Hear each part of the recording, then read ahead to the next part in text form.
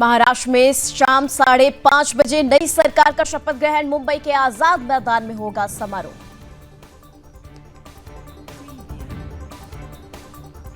देवेंद्र फडणवीस ने अपने शपथ ग्रहण समारोह से पहले श्री सिद्धिविनायक मंदिर में की पूजा अर्चना। शिंदे के शपथ ग्रहण पर सस्पेंस खत्म। उप मुख्यमंत्री बनने पर जताई सहमति। फडणवीस और अजीत पवार के साथ लेंगे शपथ।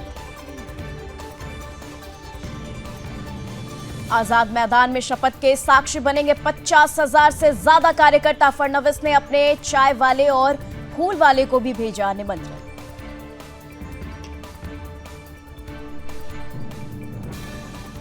शपथ ग्रहण समारोह में शामिल होंगे पीएम मोदी, गृह मंत्री अमित शाह और बीजेपी अध्यक्ष जेपी नड्डा। मुंबई में लगे पोस्टर। फडणवीस के शपथ ग्रहण में शामिल होंगे सीएम योगी आदित्यनाथ।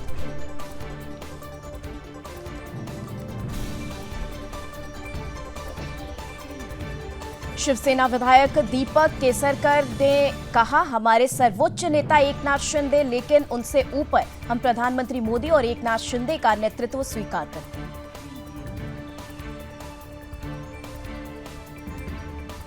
बिहार के उप मुख्यमंत्री सम्राट चौधरी ने देवेंद्र फडणवीस को दी बधाई। कहा, बीजेपी के नेतृत्व में सरकार बनेगी और महाराष्ट्र के विकास के लिए एनडीए पूरी तरह कार्य करेगी। शिवसेना यूबीटी सांसद प्रियंका चतुर्वेदी ने देवेंद्र फडणवीस को दी शुभकामनाएं। मैं उम्मीद करती हूं कि उन्होंने महाराष्ट्र की जनता से जितने वादे किए हैं उन्हें वो पूरा करेंगे। देवेंद्र फडणवीस के शपथ ग्रहण समारोह पर सीएम धामी ने कहा, महाराष्ट्र में पीएम मोदी के नेतृत्व में महायुति की सरकार बनी है। महाराष्ट्र में विकास आगे बढ़ेगा। कांग्रेस सांसद प्रमोद तिवारी ने कहा, 23 नवंबर को नतीजे आ गए थे। देवेंद्र फडणवीस के नाम की घोषणा करने में 11 दिन लग गए। अगर शुरुआत इस तरह हो रही है तो अंत भी इसी तरह होगा। प्रहलाद सिंह पटेल ने देवेंद्र फडणवीस को दी बधाई। कहा, महाराष्ट्र में ये ऐतिहासिक और विचारधारा की विजय है।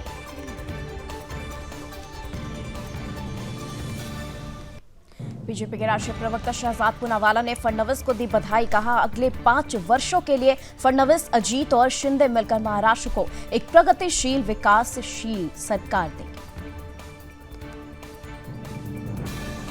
शहजाद पूनावाला का विपक्ष पर हमला। कहा, कुछ लोग अभी भी लोगों के जनादेश को स्वीकार करने के बजाय सवाल उठा रहे हैं। वे लोगों का अपमान कर रहे हैं। वे संविधान के विरोधी हैं। संभल हिंसा पर सीएम योगी का बड़ा बयान। कहा, संभल और बांग्लादेश की घटना एक जैसी। जो बाबर ने किया वही संभल बांग्लादेश में हो रहा है। दोनों घटनाओं में शामिल लोगों का डीएनए एक।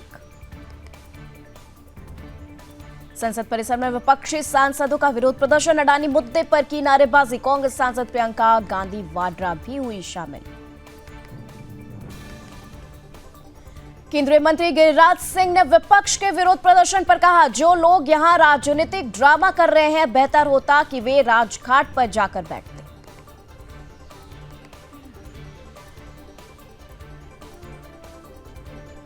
बीजेपी सांसद दिनेश शर्मा ने कहा, राहुल गांधी हाथ में संविधान की किताब लेकर संविधान तोड़ने की बात कर रहे थे। उनकी महानुभूति संभल से नहीं, अपने वोट बैंक से है। केंद्रीय मंत्री किरेन रिजिजू का विपक्ष पर निशाना। कहा, मैं विपक्षी दलों के व्यवहार से दुखी। शीतकालीन सत्र शुरू होने के बाद से हम चर्चा चाहते हैं, लेकिन वे बाहर हंगामा करते हैं। बीजेपी सांसद रवि किशन ने विपक्ष के विरोध प्रदर्शन पर कहा, ये लोग कुछ भी करें, कुछ नहीं होगा। हरियाणा हार चुके हैं। महाराष्ट्र में इनकी ऐतिहासिक हार हुई है। आने वाले समय में हर जगह हारेंगे। विपक्ष के विरोध प्रदर्शन पर बीजेपी सांसद अरुण गोविल ने कहा, जो चल रहा है वो अच्छा नहीं है। प्रधानमंत्री को देश चलाना है। उनके पास करने के लिए और भी कई काम हैं।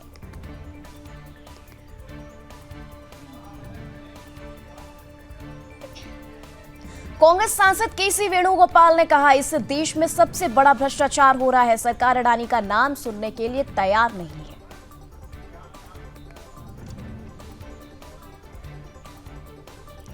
विपक्षी सांसदों की विरोध प्रदर्शन पर कांग्रेस सांसद गुरजीत सिंह औजला ने कहा, पीएम को जवाब देना चाहिए और इस मामले में जेपीसी का गठन करना चाहिए। एक व्यक्ति पूरे देश की छवि खराब कर रहा है।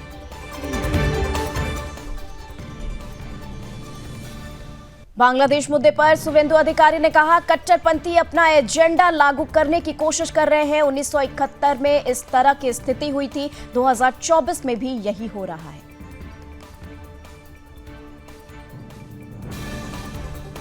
बांग्लादेश हिंसा पर बीजेपी सांसद हेमा मालिनी ने कहा, ये विदेश नीति का मामला नहीं है, ये कृष्ण भक्तों की भावनाओं का मामला है।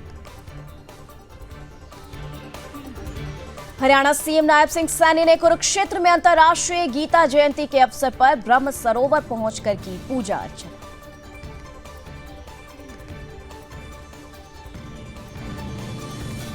एमपी सीएम मोहन यादव ने कहा, 8 से 16 दिसंबर तक पल्स पोलियो अभियान।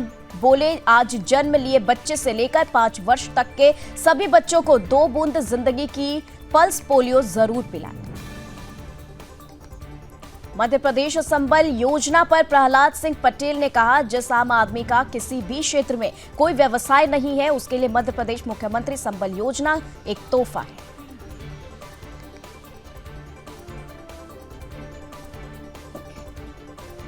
नोएडा में धरने पर बैठे किसान गिरफ्तार। रातों रात पुलिस ने धरना स्थल खाली कराया। गौतम बुद्ध नगर में सुरक्षा का सख्त पहरा। स्वर्ण मंदिर में सुरक्षा सख्त। सुखबीर सिंह बादल आनंदपुर साहिब में तख्त की केसगढ़ साहिब में सेवा करने पहुंचे। फ्रांस में 3 महीने में गिरी पीएम बार्नियर की सरकार। पहली बार किसी पीएम को अविश्वास प्रस्ताव से हटाया गया। 60 साल में पहली बार आया अविश्वास प्रस्ताव। सरकार के खिलाफ पड़े 311 मत।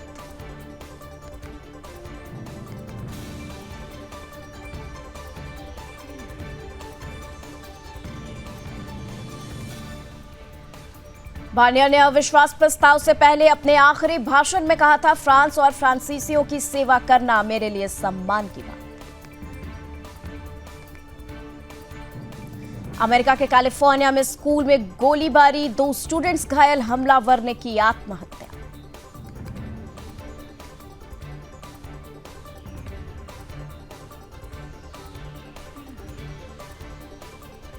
अमेरिकी इंश्योरेंस कंपनी के सीईओ की गोली मारकर हत्या। न्यूयॉर्क में होटल के बाहर शूट किया। इन्वेस्टर कॉन्फ्रेंस में शामिल होने पहुंचे थे।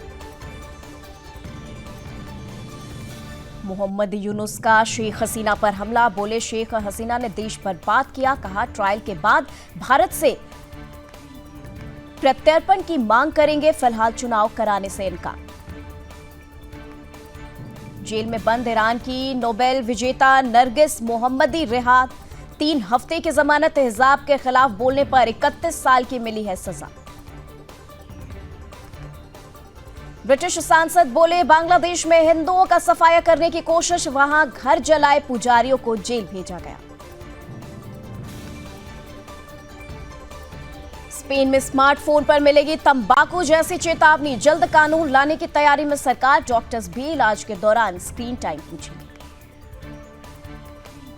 गाजा पट्टी में तबाही मचा रहे इजरायली टैंक। खान यूनिस क्षेत्र में 47 लोगों की मौत।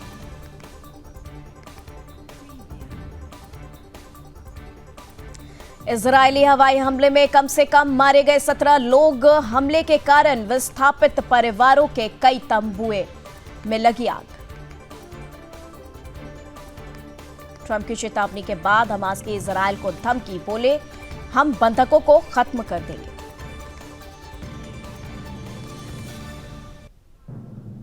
सीरिया में हिजबुल्लाह को बड़ा झटका। असद आर्मी में तैनात हिजब के प्रतिनिधि की मौत।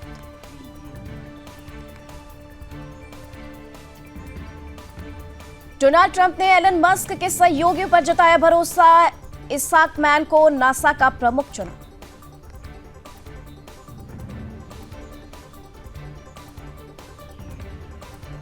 पाक पर उमड़ा यूनुस का प्यार। दुनिया भर में बांग्लादेशी मशीनों को आदेश, पाकिस्तानियों को दे ज्यादा वीजा।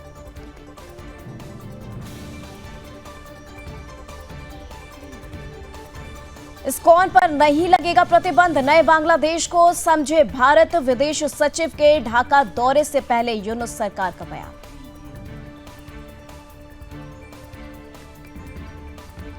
नेपाल और चीन ने बीआरआई पर किया बड़ा समझौता, हमेशा से चीन के बीआरआई प्रोजेक्ट का विरोधी रहा है भारत।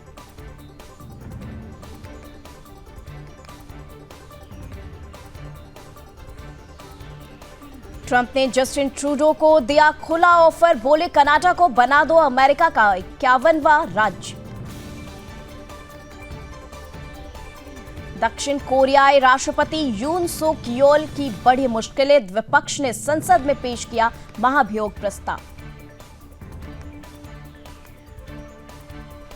दक्षिण कोरिया में राष्ट्रपति के इस्तीफे की मांग को लेकर सड़कों पर प्रदर्शन जारी।